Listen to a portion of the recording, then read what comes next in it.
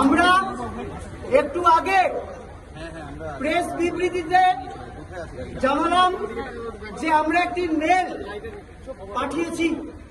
সেই মেলের মাধ্যমে আমরা কি বলতে চাইছি, যে আজকে যে সদিচ্ছা দেখিয়ে সকালবেলায় মাননীয় মুখ্যমন্ত্রী আমাদের এখানে এসেছিলেন, যাতে প্রতিষ্ঠিত হয়েছে যে আমাদের যে 5 দফা দাবি, যে ন্যায় বিচারের দাবি, তা অত্যন্ত ন্যায্য, সেটা প্রমাণ করে সেই ন্যায্যতা দিয়ে তিনি এখানে এসেছেন।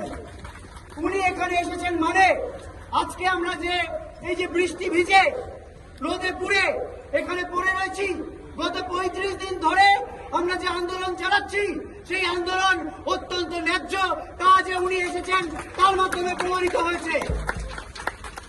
আমরা ওই মেল পাঠানোর কয়েক মিনিটের মধ্যে দেখলাম একটা প্রত্যুত্তর এলো।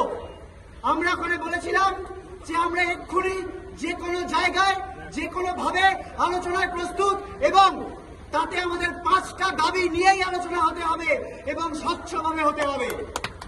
সেই জায়গা থেকে একটি মেল আমরা একটু আগে পেলাম, কিন্তু খুব অদ্ভুত ব্যাপার হলো, আমরা চেয়েছিলাম, আমরা ভেবেছিলাম কোন একটি প্রশাসনিক জায়গায় আমাদের ডাক আসবে, কোন একটি অ্যাডমিনিস্ট্রেটিভ জায়গায়, সেটা স্বাস্থ্য ভবন হতে পারে, সেটা নবান্ন হতে পারে, এরকম একটি জায়গায় আমাদের ডাক আসবে। কিন্তু আমরা দেখলাম খুব অদ্ভুত ভাবে আমাদের ডাকা হলো কালীঘাটে, মাননীয় মুখ্যমন্ত্রীর বাড়িতে। দুয়ারে মিটিং নাকি? কিন্তু আমরা এটাও বলতে চাই, উনি ভাবছেন যে এই যে ওনার বাড়িতে ডেকেছেন আমরা হয়তো যাব না, আমরা আমাদের 5টা দাবি আমরা ওই কালীঘাটে গিয়েই ওনার কানে শুনিয়ে আসতে চাই। আমরা আমাদের 5 দফা দাবি, যে 5 দফা দাবি নিয়ে আমরা লড়ছি, সেই 5 দফা দাবি যে অত্যন্ত ন্যায়সঙ্গত দাবি, ন্যায় বিচারের দাবি, সেটা নিয়ে আমরা এক্ষুনি ওখানে গিয়েই কথা বলতে চাই, এবং এটা যাতে স্বচ্ছভাবে হয় তার পূর্ণ ব্যবস্থা ওনাকে করতে হবে।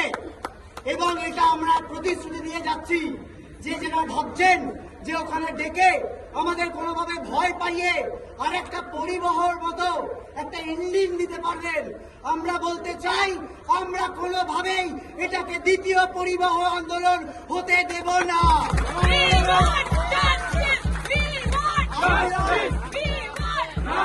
আমরা আমাদের 5 দফা দাবি, যে অত্যন্ত ন্যায়সঙ্গত দাবি, তা ওখানে প্রতিষ্ঠা করব এবং ওই আলোচনা করে তারপর এখানে আসব। কিন্তু আমরা একবারও বলছি না যে আজকে যে আলোচনা করতে যাচ্ছি ওই আলোচনায় আমাদের মাথায় হাত বুলিয়ে, আমাদের ভয় দেখিয়ে আমাদের আন্দোলন তুলে নেওয়া যাবে। আমরা আগে যাচ্ছি এটা প্রমাণ করার জন্য যে আমাদের সদিচ্ছা আছে।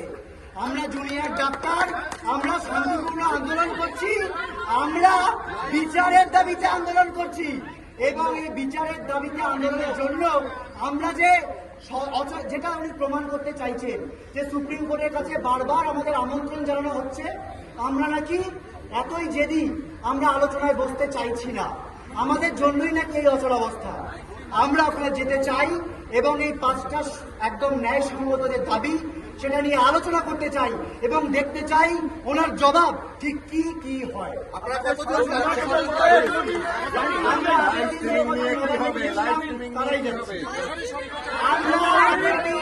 যেরকম ভাবে আমরা 30 থেকে 35 জনের যে দল গিয়েছিলাম, আমরা সবাই যাবো, গিয়ে আমরা বলবো যে স্বচ্ছতা দাবি মানে উনি কি বলছেন।